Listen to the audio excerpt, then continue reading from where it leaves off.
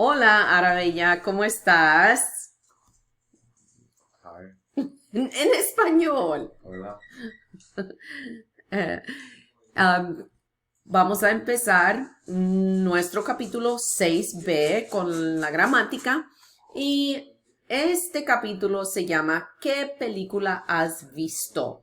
And another grammar that we're going to be learning is a new tense, and you see it right there in the question, has visto. But we'll get into that a little bit later. This chapter, we're going to be able to discuss movie plots and characters. We're going to give opinions about different movies, and we're going to be able to talk about activities that you have done. That's the new tense that you will use for that. But if you could, por favor, abren sus libros a la página 328. ¿Qué página es 328? 328. Sí, 328. Y aquí tenemos nuestra gramática. And the new grammar is to talk about other verbs that use indirect object pronouns. Now, I want to ask you, ¿qué verbo usan ustedes mucho con indirect object pronouns? What verb is it that you guys have been using since Spanish 1 all the time that uses an indirect object pronoun? Gustar. Yes, the verb gustar. Because you say, me gusta comer pizza. Te gusta ir a las películas. What does that mean? You like to go watch movies? Ir a ver las películas. Yes, good job. And so in here, in this grammar rule, we just have a list of verbs that you already know. And I'm going to test you to see if you remember what they are. I'm going to cover it up for Luke so he doesn't look. But tell me, and Arabella, see if you can say what they mean. Parecer. That's to seem. Uh-huh. Quedar. To fit. Aburrir. To bore. Doler. To hurt. Gustar. To like. Encantar. To love. Fascinar. To like interest. Importar. No. Fascinar is to fascinate. Same thing. No, because interesar is what? To interest. To interest. Importar. To be important to. Uh-huh. Now, you've used these verbs before, but what we're going to focus on in this chapter is that we see here that they use indirect object pronouns. Okay? And for example, when we had in Spanish 1, it was chapter 7, and we talked about clothes, and you would say, me queda esta blusa me queda bien. What does that mean? This blouse fits me well. Uh-huh. Esos zapatos te quedan bien. Those shoes fit me well. Uh-huh. Okay, so anyways, other words that es importante, a mí me importa si vamos a un restaurante. A mí me importa si vamos a un restaurante. It's important to me that we go to a restaurant. If we go to a restaurant, yes. All right, so a nosotros nos parece que la película El Hombre Araña es muy violento. It seems to me that the movie that... A nosotros nos... It seems to us that the movie is very violent. El Hombre Araña. Spider-Man. Yes, it seems to us that the movie Spider-Man is very what? Violent, yes. Okay, so as we see here that these verbs all use a similar construction. So this is how you write them. First, you're going to have what? What? Indirect object pronoun. You're going to have the indirect object pronoun, and then you're going to have the verb, and then you're going to have the subject, okay? So you can consider that is the pattern that you will be using with these verbs. All right. And so let's read this sentence. Go ahead and read that sentence. Les encantan los efectos especiales en esa película. And translate. They love the special effects in the movie, or this movie, or that movie.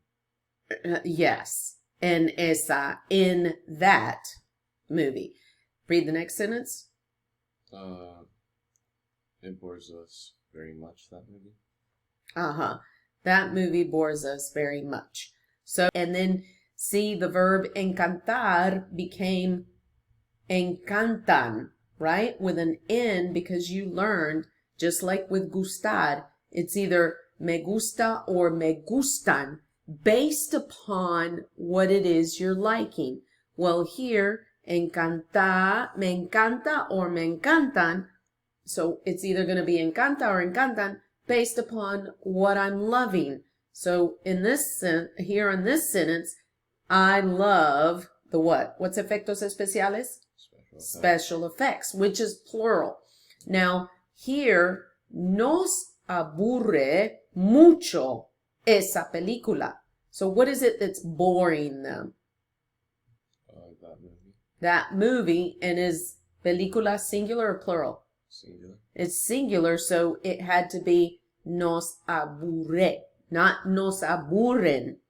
If it had an N, then it would have to be nos aburren mucho esas películas. Okay? So remember that. You're either just going to use the A for the ending or the AN. Okay? Or in this sense with aburrir, it's an E for the ending or an EN. And doler would be, and that one is actually a stem changer, so you have to be careful. That one would be me duele or me duelen. All right, now over here, you can add a, for example, a Lucas le encanta los efectos especiales. A plus a noun, and I said Lucas, or a pronoun is often used with these verbs for emphasis or clarification. Okay, now these are the pronouns. I could have said, a ti te encantan los efectos especiales. That would be using a pronoun. But I said, a Lucas le encanta. Or a Lucas, le, that would have to be le because I'm using your name. So that would be third person. But if I spoke directly to you, it would be a ti te encantan. Okay, now go ahead and read this sentence. A mí me importan mucho los efectos especiales en una película. Translate. To me, it is very important, the special effects in a movie. Right, it would actually literally be, it is important to me. So, and we could start off in English, smooth translation would be the special effects are important to me in that movie, or the special effects in that movie are important to me. Okay, now read the next sentence. A Juanita le fascinan las películas de terror. To Juanita, it fascinates her, the movies, or horror movies. Okay. To Juanita, the horror films, horror movies are fascinating to her. So you see that, that's what that le is, that indirect object pronoun. To, fascinating to her. So then this last one, a ustedes les parece realista la película de acción? So it's a question. Are the reality movies, I'm sorry, scratch that. Are the action movies realistic? Do they seem realistic to you? Seem realistic to you. So that's an indirect object pronoun. These are the indirect object pronouns that you're going to be using here. Now, you already know what they are. These are just, you already know what these verbs are. It's just a matter of using them. That's all we're going to be doing here. So let's do this exercise here. And Arabella, get a piece of paper out and write them down as Luke tries to say what they are. So we'll go back and forth. You do one, I'll do number two. Let's do that.